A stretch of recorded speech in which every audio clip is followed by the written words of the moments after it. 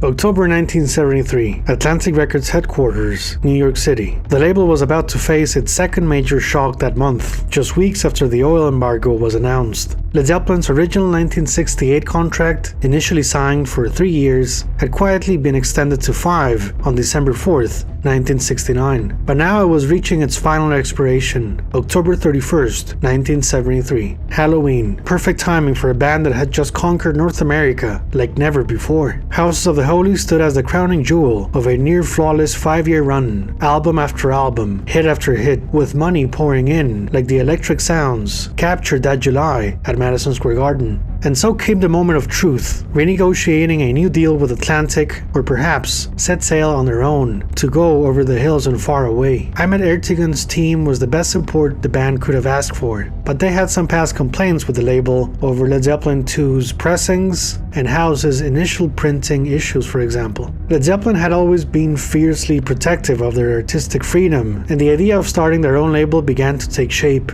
Just like the Beatles' Apple Records and the Rolling Stones' tongue-out business exile, rockstar entrepreneurship was becoming a natural extension of their empire. Much has been written about Led Zeppelin's reasons for launching their own label, but beyond their creative motivations, it was a financial surviving plan to face the growing economic tensions back in England. By October 1973, personal income tax in the UK had reached an 83% marginal rate, rising to as high as 98% for investment income. It sounds brutal, and it was. This didn't mean the government took 83% of every pound earned, but once income crossed certain thresholds, nearly all additional earnings were devoured by taxation. In simple terms, Page, Plant, Jones and Bonham faced 83% tax on their top-tier touring income, plus an additional 15% on royalties and similar earnings. That's the same 98% that George Harrison famously referenced in Taxman. Meanwhile, politics in the UK stood at a crossroads. Prime Minister Edward Heath was struggling to deal with the full economic fallout of the oil embargo, rising inflation, and Britain's heavy dependence on imported oil. Now, what was the corporation or business tax in the UK back then? 52%. A much better playing field, and you see where this is going. The more we look at the circumstances, the clearer it becomes why so many British rock bands took matters into their own hands. It's no surprise that Emerson, Lake and Palmer launched Manticore Records that same year. Beyond creative control, it was also about safeguarding their hard-earned money, as any sane businessman would. As they say, follow your muse, but always follow the money. Led Zeppelin chose not to renew their contract with Atlantic, instead deciding to fund their own label. While Atlantic would continue as their distributor, it was a game-changing move for the band. There was only one problem. They had no real experience running a label, and progress was slow. They couldn't even settle on a name. Meanwhile, sessions for Physical Graffiti began in late October 1973, along with some on-location filming for the Song Remains the Same project. Led Zeppelin was busy working on their craft at Headley Grange. Down in London, there was a new band taking shape and form of a supergroup. Manager Peter Grant heard about them through former Zeppelin roadie Clive Colson, who had been approached by Paul Rodgers, who was of course well known for his work with Free. Free was pretty much done by late 1972, with guitar hero Paul Kossoff battling personal lifestyle choices which compromised his ability to perform. A collab album was released back in April with drummer Simon Kirke, Japanese bassist Tetsu Yamauchi, and keyboardist John Rabbit Bondrick. They reprised their roles for Free's final studio album, Heartbreaker, released in January of 1973, which landed one last hit single, Wishing Well, a mammoth piece that rivaled previous All Right Now's powerhouse vibes. It's a very strong record. I consider this to have some of Rodgers' finest singing with Free, and of course, signaled into his future both in the 70s and 80s. You were torn in two, so what my love said I'll make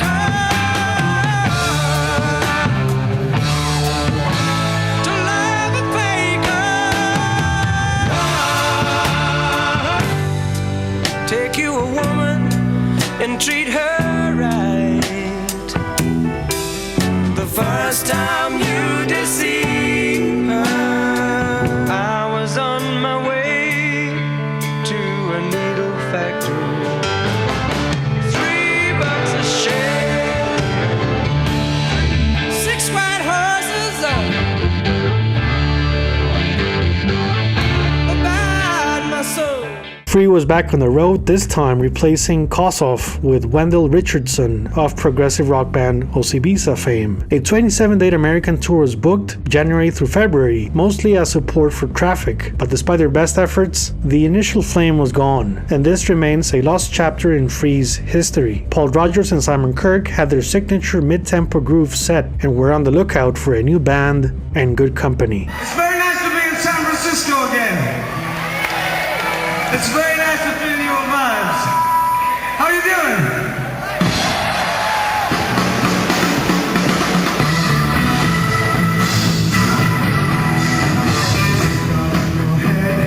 Pick up your shoes. All the time that you're in love with you.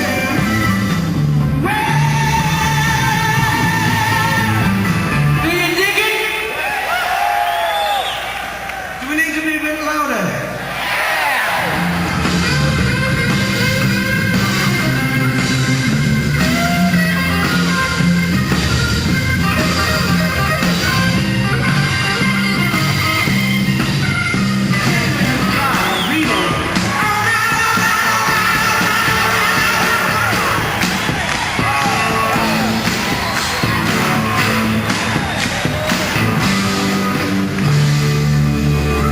I'm not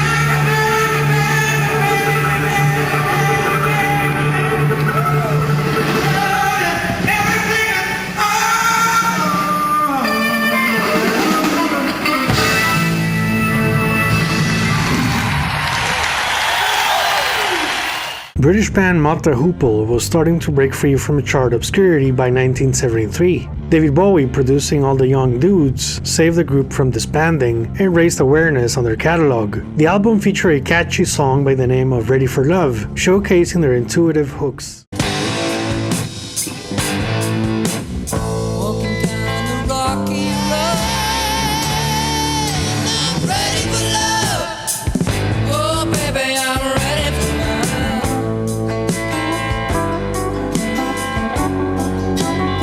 Mott the Hoople's touring stats speak of 452 shows between 1969 and 1972. That's a hard-working band that craved the coveted album sales success, which didn't seem to happen for them despite their heavy concert agenda. For guitarist Mick Ralphs, who'd been there from the very beginning, it was all fun and games but time to move on. He left about a month after Mott was released, playing his last series of shows in August 1973, allegedly. The band's sixth studio title is definitely a fascinating window into understanding Mick Ralphs' role as team contributor, working in favor of the songs with his signature sound.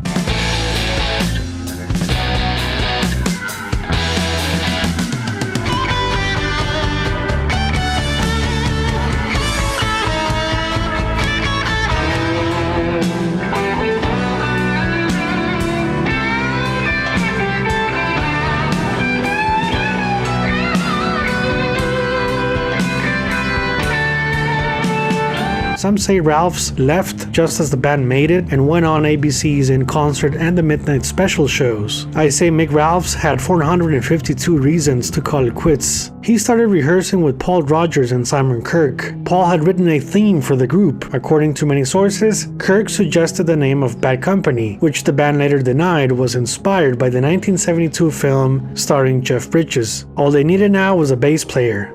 Boz Burrell was a familiar name in the British rock scene, but reality was, his career as a group member wasn't looking good. He was out of King Crimson by 1972 after a 2-year stint that saw the recording of Island and the infamous Earthbound that divides fans to this day over its sound quality. Boz also worked on vocal guest spots for Centipede, Septober Energy, and Duffy Power. He demonstrated his wide range of bass playing techniques, supplying his talents for Alexis Corner and Snape's The Accidental Band. The soul vibes of Esther Phillips's Black Eyed Blues, one guest track for Pete Sinfield's Still, and forgotten country rock project On the Road to Freedom featuring Alvin Lee and Milo Lefebvre. Personnel on this album is fascinating, with George Harrison credited as Harry Georgeson. Also present here, Ron Wood, Steve Winwood, Crimson's own Ian Wallace on drums, Traffic's Jim Capaldi on drums, and Mick Fleetwood, if you can believe it. So Boz got a message from Rodgers, Kirke, and Ralphs. He joined them for rehearsal. They were known as the Paul Rodgers Band at the time, but it was really the birth of Bad Company.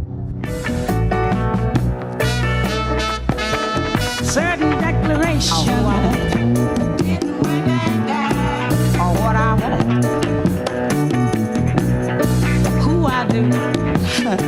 Peter Grant and longtime pal Mickey Most stopped sharing their Oxford Street office. Most managed some of the biggest pop hits in the UK, including Hot Chocolate. Grant had Led Zeppelin and set up the still untitled record label shop at 484 King's Road in Chelsea, right in the heart of London's fashion buzz. A proper road name for Led Zeppelin, King's Road. Peter knew about the place from Mark London, who had an office there since the late 60s. London was married to Lulu's manager. More on him later. The building was owned by the British Legion, a charity organization supporting British Armed Forces veterans such as Robert's father, Robert C. Plant. This meant a group of elder women would arrive every November to count their bags of coins, with full cooperation from Swan Song Records. They spared no expense for food and beverages. So Peter Grant was invited to a Paul Rodgers Band or Bad Company rehearsal in Albury Village Hall in Guildford near Surrey. Yep, not that far away from Jimmy Page's childhood home. Grant parked outside and heard the band play from there. He said that when they played Can't Get Enough, he knew he had to sign them, and so he did, with Clive Colson appointed as manager for day-to-day activities. Future Zeppelin collaborator Phil Carlo was chosen as road crew manager. Atlantic's Phil Carson was Peter's choice as vice president of Untitled Untitled record label, but according to Grant's Bring It On Home book, Carson was allegedly held back by Atlantic's Ahmet Ertegun, who told him he could be running their label instead. Ahmet didn't want his golden executive gone, a shocking move for Peter Grant, who could trace their musical friendship back to 1968. Led Zeppelin made Atlantic Records rich. Grant took offense. Carson invited Page, Plant Jones, Bonzo, and Peter to his wedding, and only Jones attended. The vice president job eventually went to Danny Goldberg, who was hired through a holding company, Calderstead Limited,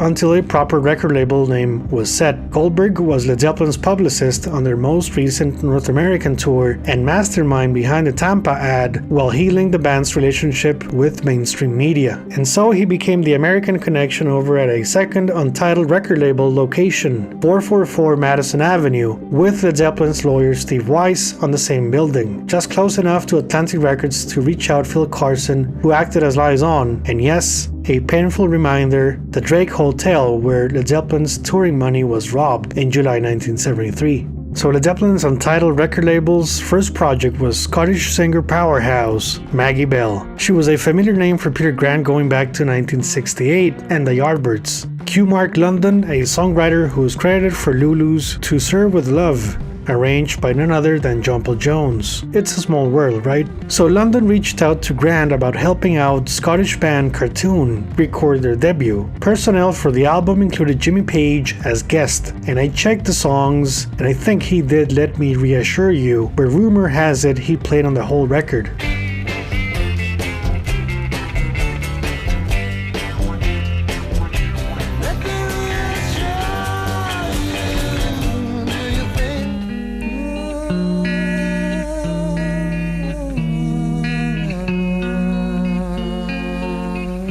So Cartoon also included an uncredited performance by guitar man Leslie Harvey. He had a band called Power with girlfriend Maggie Bell and regularly played Glasgow. Peter Grant went up there and loved the band plus Maggie's voice. He wanted them in London, but the club's owner said they had a contract. Grant laughed and said they won't be back tomorrow. Power moved to Hampstead, North London, and later changed their name to Stone the Crows. By 1972, they released 4 albums that didn't do well on the charts nor record shops.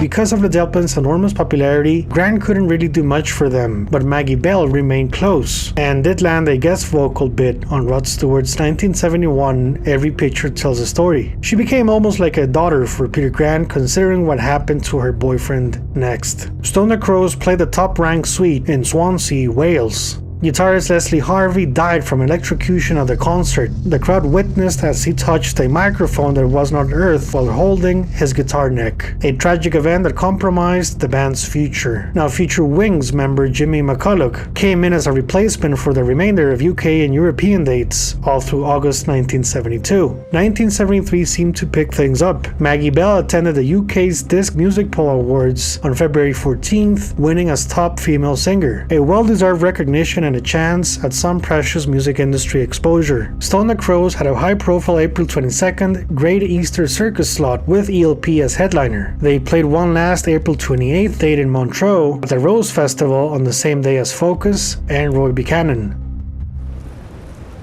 So VP Danny Goldberg's first job was deal with Maggie Bell's Queen of the Night album, which was to be released through Atlantic Records as Peter Grant and his boys hadn't come up with a name for their own label. Here's where things get interesting.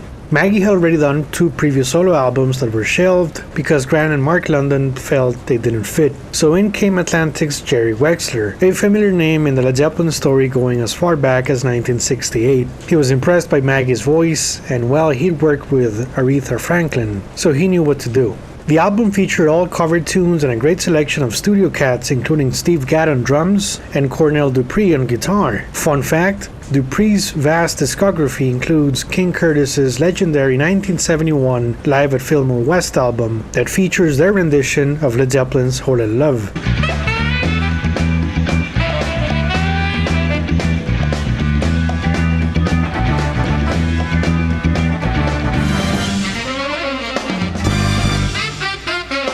Queen of the Night was recorded at Atlantic Studios, New York. Yes, the same place where Led Zeppelin 2's Bring It On Home was done, as well as Aretha's Soul 69 album. Maggie's debut had executive producer credits for Mark London and Peter Grant. 11 tracks, all covers, were selected, including J.J. Cale's After Midnight. But Peter Grant had to switch back to Led Zeppelin to put out a fire in November 1973. It was a troubled fire, a dangerous fire. John Paul Jones was tired of the stressful touring and recording schedules, and he thought about quitting the band. Peter Grant suggested he take the rest of the year off and made it look like vacation time. You can check my making of Physical Graffiti episode 1 for a deep dive on what Jones did during his time off. I'll give you a hint, he recorded many songs.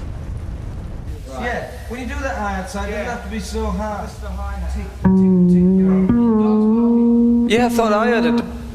Just has to be like buzz. So with Headley Grange with Ronnie Lane's mobile studio already booked, a decision was made to bring Bad Company to record their debut, ASAP. Jimmy Page used his downtime to work on guitar sketches that someone said sounded like his Swan Song. Sound engineer Ron Nevison, who was already brought in for Physical Graffiti, recorded some 11 Bad Company songs in just 10 days. Mick Ralphs' Ready for Love from his Mata Hoople days made final cut. Additional material can be found in the deluxe edition in the ways of Little Misfortune, Freeze, Easy on My Soul, and Superstar Woman, plus some interesting studio chatter and other surprises. A recommended listen indeed. Sonically speaking, there is an undeniable influence of the Physical Graffiti sessions in terms of room sound, crunch, and dynamics. While the songwriting approach was different, there is a Son of Graffiti vibe going on, with mid-tempos, long chords, and tons of space in between. Bad Company's timing made great use of Zeppelin drifting into a new color palette. Bad Co was in many ways ahead of its time where 70s rock was going. They were 2 years early at that kind of sound. Shorter guitar solos, glam rock influence hooks, controlled demolition away from psychedelia or blues-based riffing. This was the sound of the near future, and Swan Song was leading the way. Talk about a tight schedule, and there was a problem with Mick Ralphs and Paul Rodgers. They had to be released from previous Island Records contracts in the UK. Peter Grant worked out a deal with the label's head, Chris Blackwell, in which Led Zeppelin's Untitled label got to release Bad Company's albums strictly in North America, while Island Records got the rest of the world. At this point, Peter Grant had 3 jobs: Maggie Bell, Bad Company, and Led Zeppelin. How he managed to manage them all and keep the record label plans going is remarkable. The album's completely finished now, isn't it, and just about ready for release? Yeah, 4 weeks it took me to record that album in New York. You see, this is the 3rd time I've tried to make this solo album. First time I tried it in England, I wasn't very pleased with it, so we scrapped it. I went to America and made another one, which I wasn't pleased with, we scrapped it. I wanted to do something completely different from Stone the Crows. Then I went into Atlantic Studios and recorded this one with Jerry Wexler. And we got it done in a matter of 3 weeks. I think I recorded about 18 tracks, which we only used 10 of. Have you missed being on the road this last year, Maggie? It's been terrible. But I go to America on the 25th of February to work there, and then I'm looking very, very forward to coming back and do a tour here in Britain. How long are you going to be in the States? I think about 6 weeks all in, we're going to be there. Finally, we've got it together, except we're looking for a good percussion player, if there's any around. Anyway, Maggie, it's really nice. Thanks for coming in and Thank you speaking very with us. much. And we'll see you very soon. Thanks a lot. Okay.